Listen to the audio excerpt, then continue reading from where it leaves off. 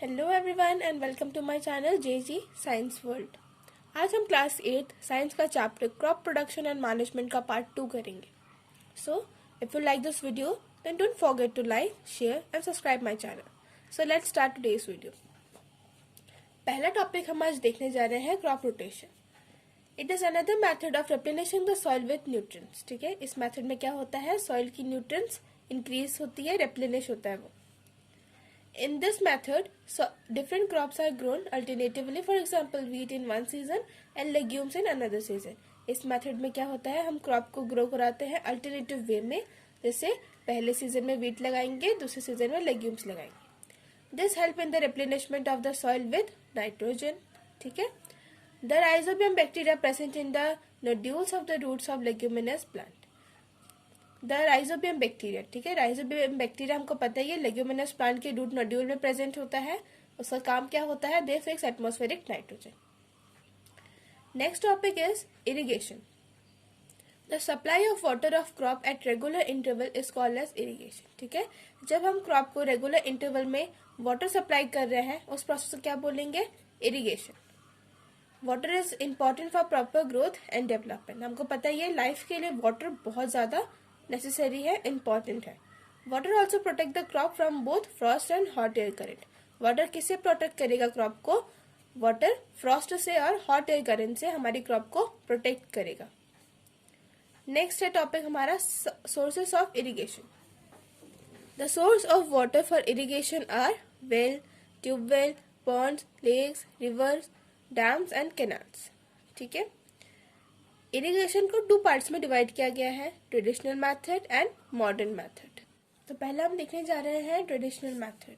The water available in the wells, lakes and canals are lifted by different methods. ठीक है, जो water available होता है well में, लेक में, कैनाल्स में, उन सबको हम लिफ्ट करते हैं डिफरेंट मेथड से। Cattle and human labour is used in this method. इस मेथड में किसका यूज होता है, कैटल और ह्यूमन लेबर्स का। This method is cheaper and less efficient. The various traditional ways are, कौन कौन से डिफरेंट ट्रेडिशनल वेज है, पहला है मोद, चेन पंप, ढेकली और राहत। मोद को क्या बोलते हैं, पुली सिस्टम। राहत को क्या बोलते हैं, lever system. Pump are commonly used for lifting water. ठीक है, पंप जो है हम कॉमनली यूज करते हैं, क्यों, लिफ्टिंग वाटर, वाटर को लिफ्ट करने के लिए। Diesel, biogas, electricity and solar energy are use to run this pump. ठीक है, किसका यूज होता है, डीजल का, बायोगैस का, electricity and solar energy. Next topic is modern method. Modern method को 2 पार्ट्स में डिवाइड किया गया है, स्प्रिंकल सिस्टम और ड्रिप सिस्टम। स्प्रिंकल सिस्टम में क्या होता है, this method is useful on the uneven land where sufficient water is not available. ये मेथड उस जगह के लिए अच्छा है, सुटेबल है, जहाँ पे लैंड जो है अनइवन होता है और जहाँ पे पानी की कमी होती है, सफिशिएंट वाटर नहीं अवेलेबल होता है। फॉर एग्जाम्पल राजस्थान में। In this method the water get sprinkle on the crop as if it is raining. ठीक है, इस मेथड में क्या होता है, वाटर स्प्रिंकल होता है क्रॉप्स के ऊपर, जैसे कि बारिश होती है वैसे। Sprinkle is very useful for lawns, coffee and coffee plantation etcetera.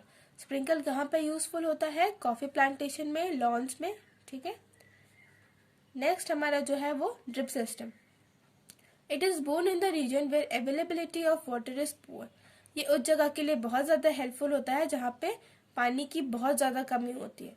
In this method the water fall drop by drop directly near the root. इस मेथड में क्या होता है, water drop by drop crop की रूट्स में जाके गिरता है।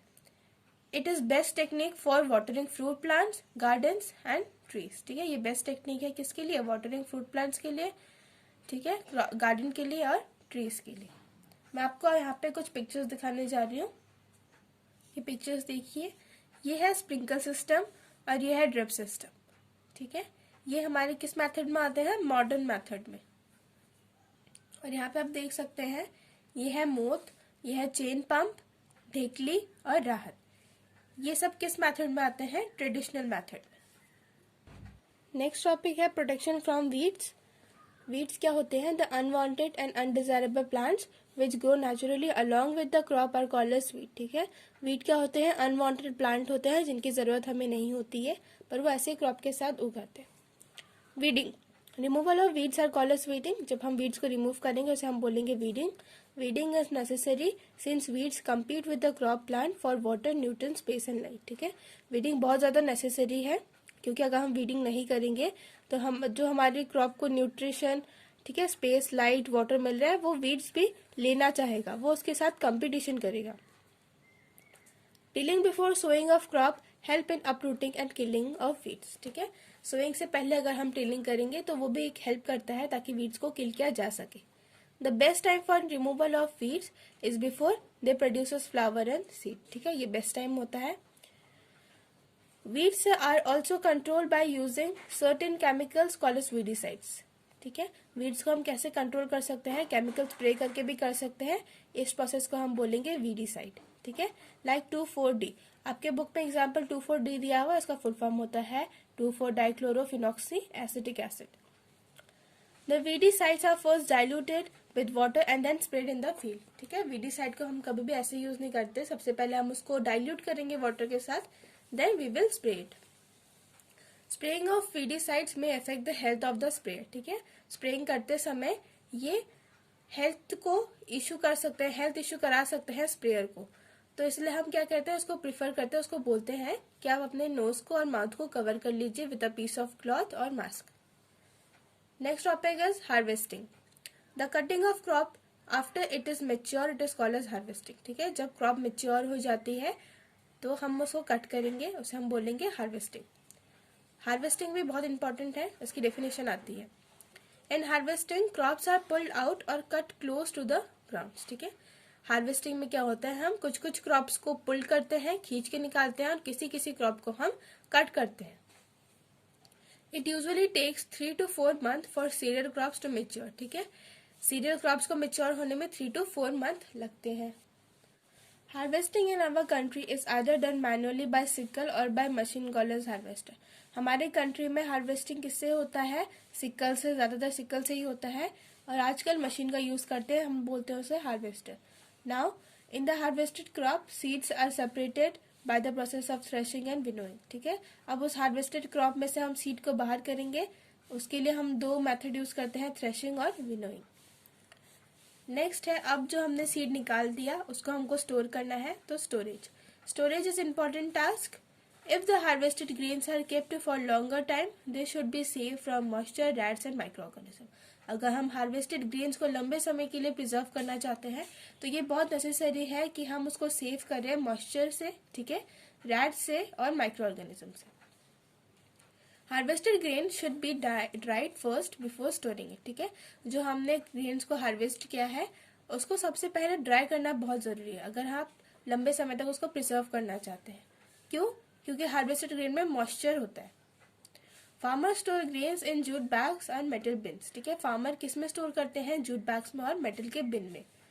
Large scale storage of grain is done in silos and granaries to protect them from pest like rat. ठीक है, अगर हम लार्ज स्केल प्रोडक्शन कर रहे हैं तो लार्ज स्केल स्टोरेज भी चाहिए होगा, तो इसके लिए हम साइलोस और ग्रेनरीज का यूज करते हैं ताकि वो प्रोटेक्ट कर सके पेस्ट से और रैट से।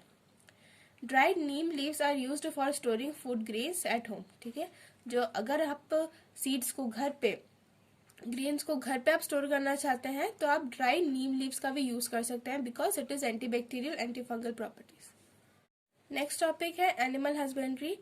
It is the practice of breeding, farming and care of farm animals such as cattle, dog and sheep. ठीक है, एनिमल हस्बेंड्री में क्या होता है, हम कैटल एनिमल्स को केयर करते हैं, ठीक है, उनकी ब्रीडिंग कराते हैं और फार्मिंग कराते हैं। Animal husbandry refer to the livestock raising and selective breeding. ठीक है, एनिमल हस्बेंड्री की डेफिनेशन है ये, it is a branch of agriculture. ये भी है एक ब्रांच ऑफ एग्रीकल्चर। ठीक है, तो बस आपके चैप्टर में इतना ही था। तो अगर आपको ये वीडियो अच्छी लगी तो प्लीज़ मेरे चैनल को सब्सक्राइब करें, लाइक करें और शेयर ज़रूर करें। Stay home, stay safe.